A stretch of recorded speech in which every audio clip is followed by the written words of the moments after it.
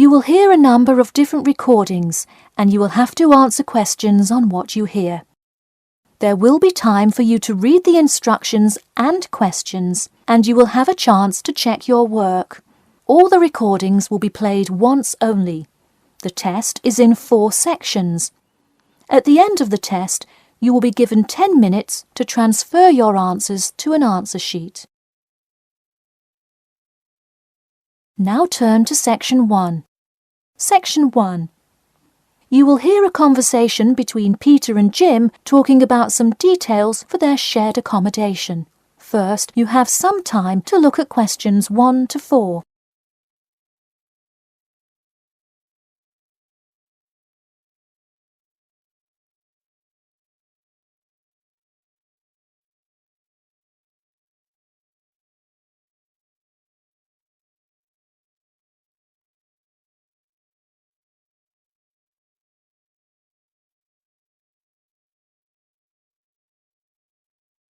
You will see that there is an example which has been done for you. On this occasion only, the conversation relating to this will be played first. Hey Jim, it's Peter. Oh hey Peter, what's up? I thought I'd call so we could hammer out the details for next year's lease. Peter says that he wants to hammer out the details for next year's lease with Jim. So, lease has been written in the space. Now we shall begin. You should answer the questions as you listen, because you will not hear the recording a second time. Listen carefully and answer questions 1 to 4. Hey Jim, it's Peter. Oh hey Peter, what's up? I thought I'd call so we could hammer out the details for next year's lease. That's a good idea. Did we ever decide on how to split the total rent? Well, I was thinking, since my room is bigger, I probably should pay a little more. So I could pay £110 and you could pay £80. Does that sound okay? Considering that my old apartment cost me £100 for a smaller room, I'm definitely all right with that. Hey, I was looking at a map of the area and can't seem to find a bus stop near it. Do you know where we would catch the bus? Well, the bus is actually pretty far from us, but we have that garage that we can park our cars in. Wow, that's great. Convenient parking is hard to find, so we're lucky we have that. Okay, so we have a whole lot of things we'll need to buy when we move in. How do you want to split that up? I was wondering, do you still work at the supermarket? Yep, every Tuesday and Saturday. Would you be able to buy things from there if I sent you a shopping list? Sure, I can do that. Great. Then I can take care of whatever else we need that you wouldn't get at a supermarket. If you want, I'll pick you up from work that day and we can go to the apartment together. Oh, that would be great, thanks. No problem. That way we can split the cost of petrol. Works for me. It's so expensive these days, isn't it? It's downright obscene. Before you hear the rest of the conversation, you have some time to look at questions 5 to 10.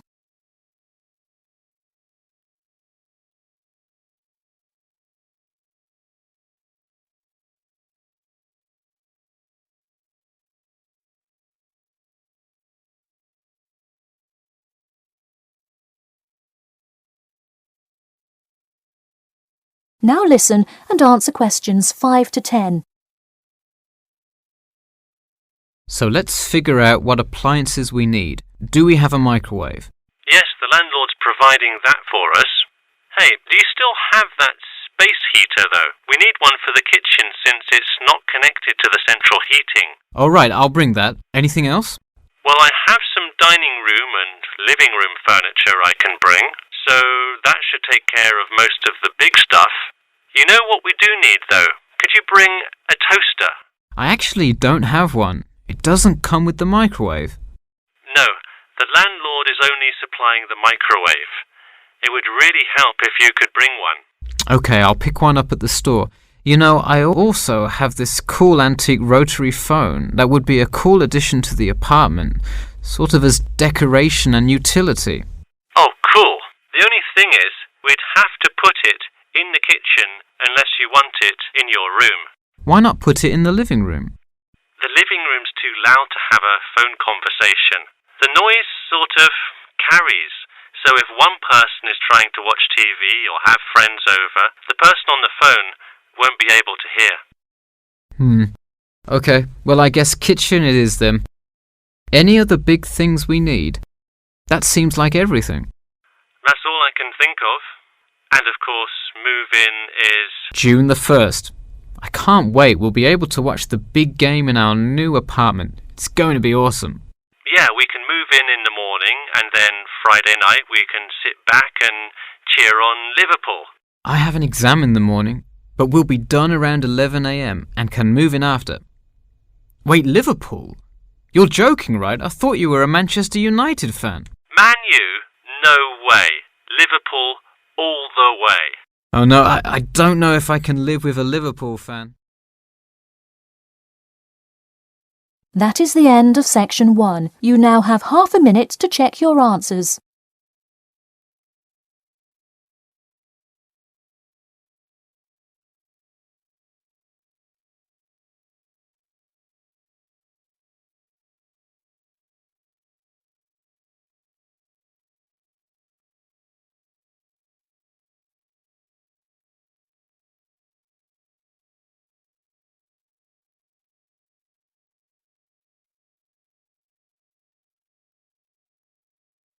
Now turn to section 2.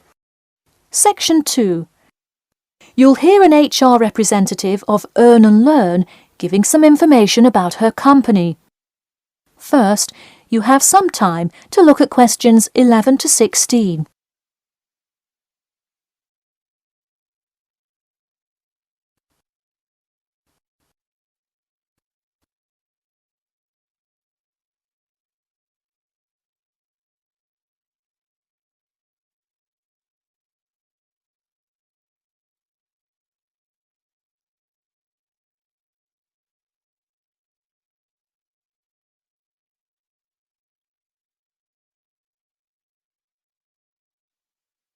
Now listen carefully and answer questions 11 to 16. Welcome to all of you. Can everybody see and hear me? Good. I'm Sarah Connor, an HR representative of Earn and Learn. I have been asked today to talk to you about our company. So, for those of you who don't know very much about the company, let me start by giving you some basic information about it. Earn and Learn started nearly 20 years ago. It is not a charity but a for-profit company that enables promising entrepreneurs to make money while traveling. During the past 10 years, it has grown rapidly and has gained great influence in most countries of the world. We have a partnership with the school and take a large number of recent graduates from the business school. So, if you are a recent graduate, I'd say you can consider applying to our company. Before your application, you might be curious about what sort of places you could go to. There are 4 main locations, but you also have the freedom to submit a different location, and if they can make the necessary arrangements, you can go. The first country Earn and Learn established locations was the US, where you may choose from multiple locations, as long as you can commit to their more rigid schedule of August to December. Also, you could do the Australia internship. That one is really cool. You work at a wildlife shelter and learn about the business practices of non-profit organizations. You do have to be willing to commit 8 months for that one, though. Perhaps that's a long time to be so far away, but I would say it is really an amazing opportunity. I don't know whether some of you are in decent physical shape. If so, the South Africa internship is another exciting one. You learn a lot about sustainable farming, but you would be doing some of the manual labour involved in maintaining a farm. Indeed, it's hard work, but I think you would definitely be able to do it. It may be wise to wait until after their summer is over, so it's not so terribly hot. In addition, there is a most recently established location in India. This one gives you more of a study abroad feel, given that they arrange a host family for you to stay with. In the other locations, You live in an apartment with other interns, so this is definitely a unique experience. Before you hear the rest of the talk, you have some time to look at questions 17 to 20.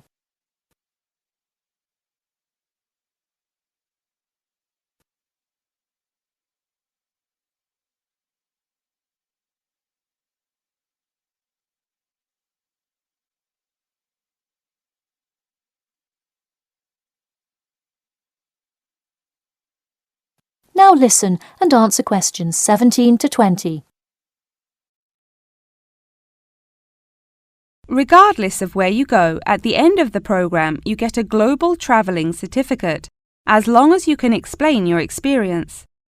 You can provide a written log of what you did.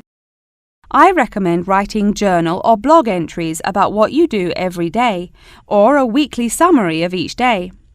Of course, you don't have to write up a formal report or anything like that, and you need to apply for it once you have returned.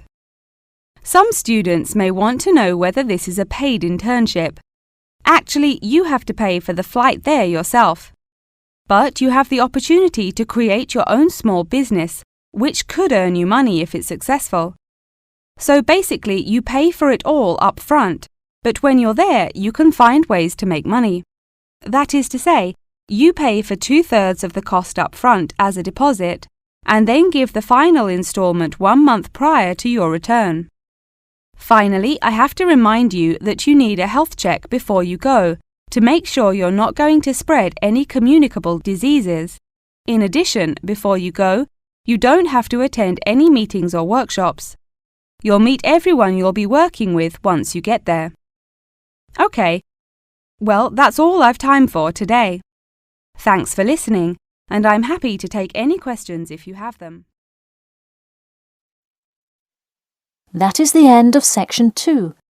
You now have half a minute to check your answers.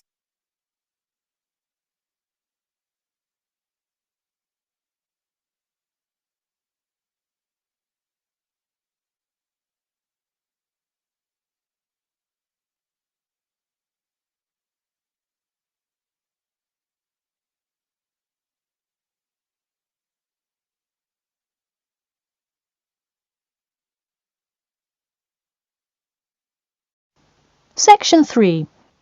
You will hear a student called Margaret Parkinson talking about the class she missed on Thursday with her professor. First, you have some time to look at questions 21 to 26.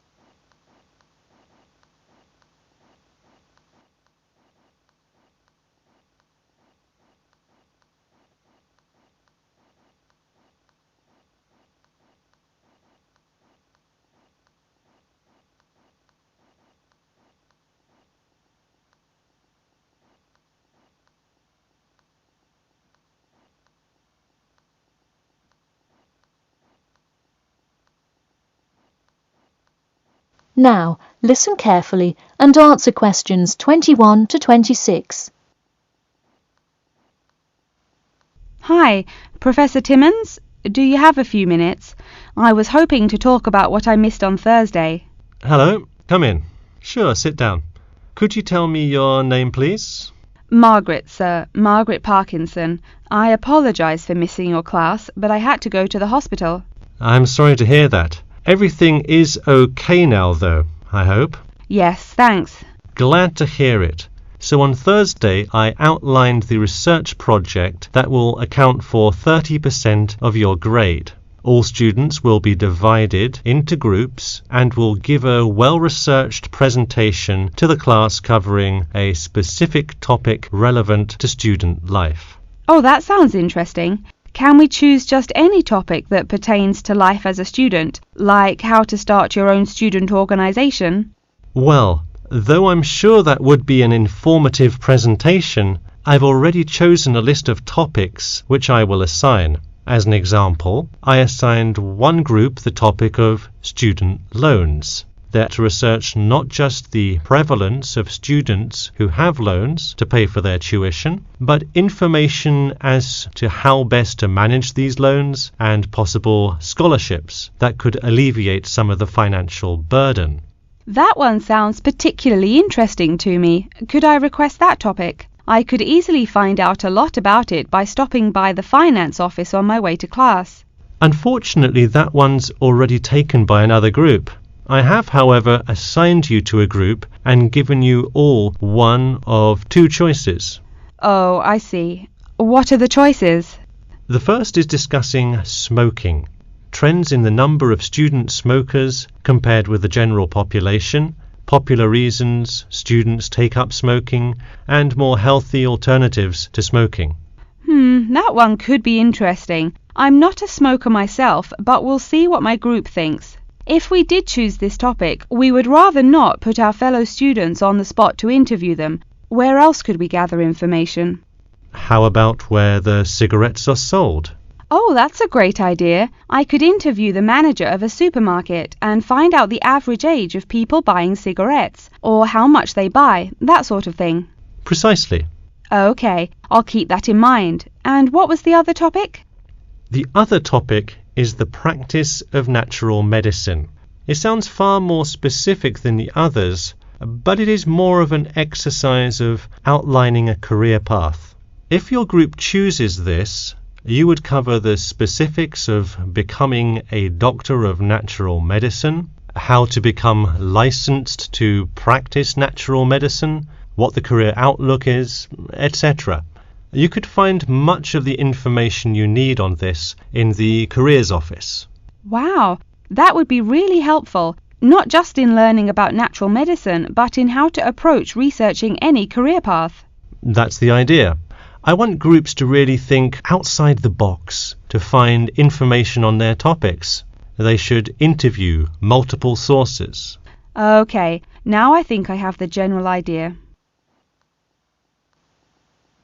Before you hear the rest of the talk, you have some time to look at questions 27 to 30.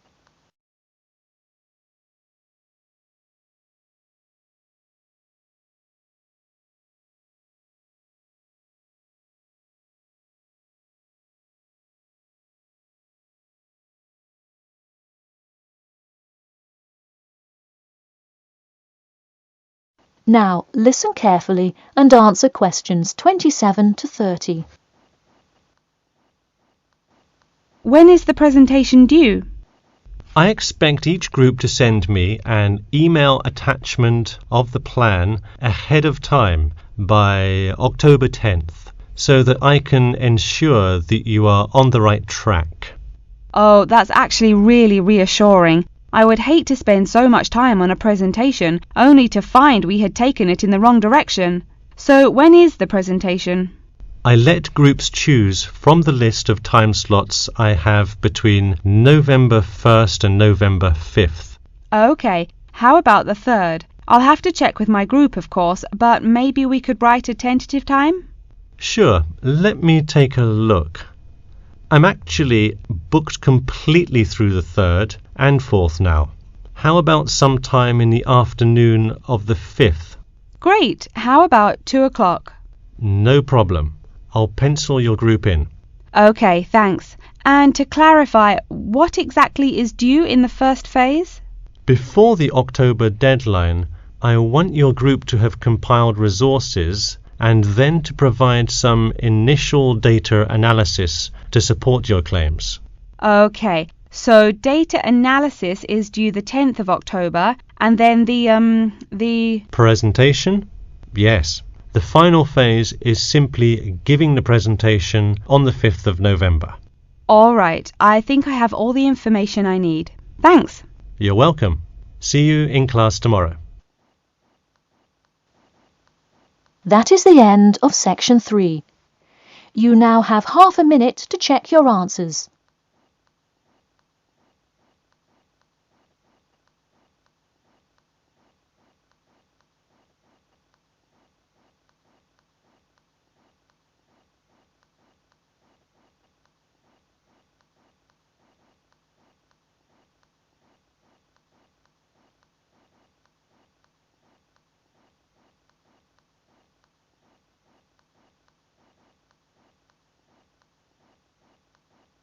Now turn to section 4. Section 4.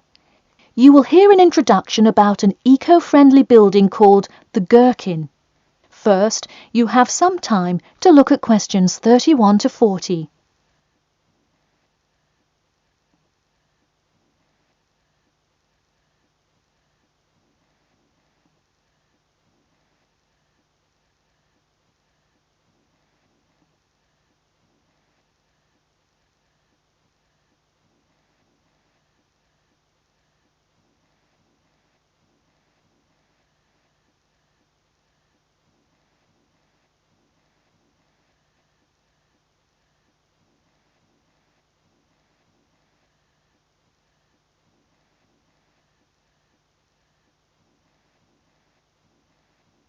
Now, listen carefully and answer questions 31 to 40.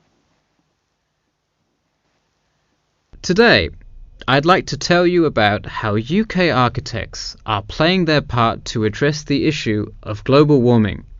You have seen many of these iconic buildings while going about your everyday life, but you may not know how they are affecting your tomorrow. In 2003, construction was completed on the famous Swiss rebuilding, or more informally called the Gherkin, a true masterpiece commissioned by the law offices of Foster and Partners. This is not the first ambitious endeavour of the firm. They are renowned for their various philanthropic environmental efforts. The Gherkin, with its cut-and-edge green initiative and sharp design, is gaining recognition as an icon in modern architecture. You can pick it out of the London skyline by its unorthodox cigar shape. While its appearance is the obvious attribute at which to marvel, there is far more to this building than meets the eye. And let's face it, there's a lot about this building that meets the eye. The building helps reduce the city's carbon footprint in a number of ways. Just a quick note, in case you're not familiar with the term carbon footprint, get used to it. It's a buzzword you'll hear relentlessly to talk about reducing emissions. Think of it as the amount of harmful greenhouse gases that are given off into the environment by a single person, organization, or product. So going back to the Gherkin building, perhaps the most obvious as well as the most significant eco-friendly feature is the glass windows, which allow light to pass through the building, both reducing heating costs and brightening up the workspace.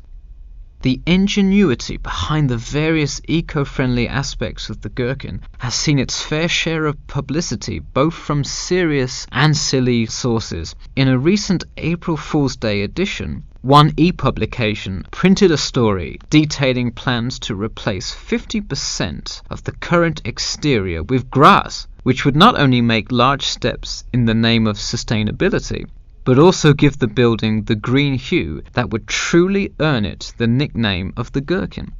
The only drawback is, as you may have guessed, that this story was an April Fool's Day joke and completely made up.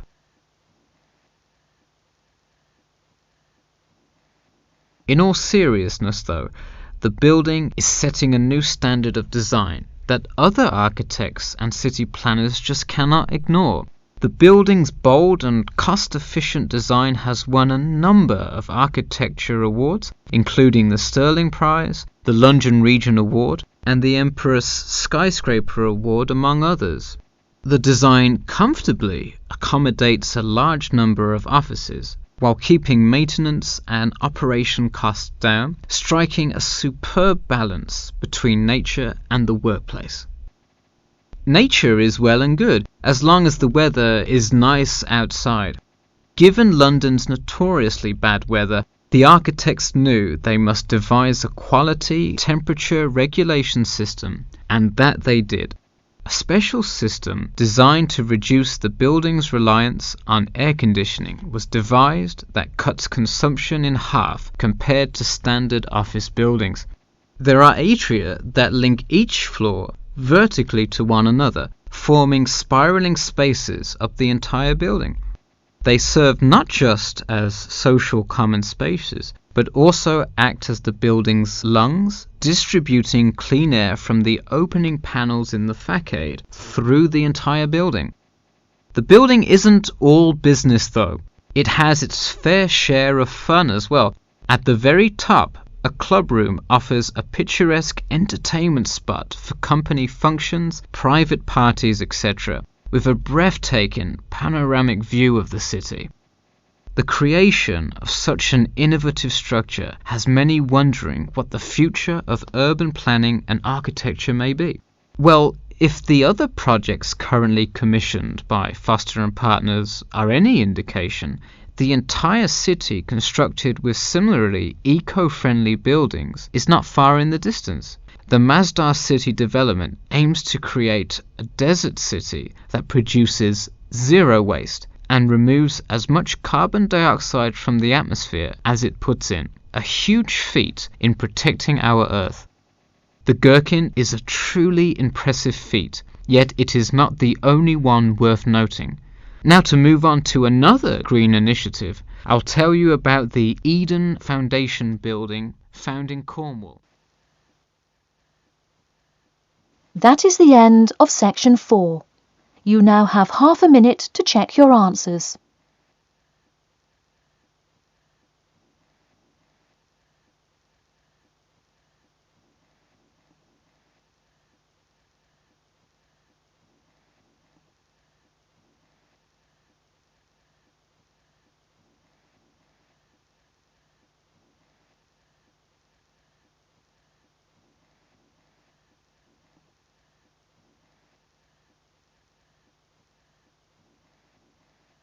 That is the end of the listening test. In the IELTS test, you will now have 10 minutes to transfer your answers to an answer sheet.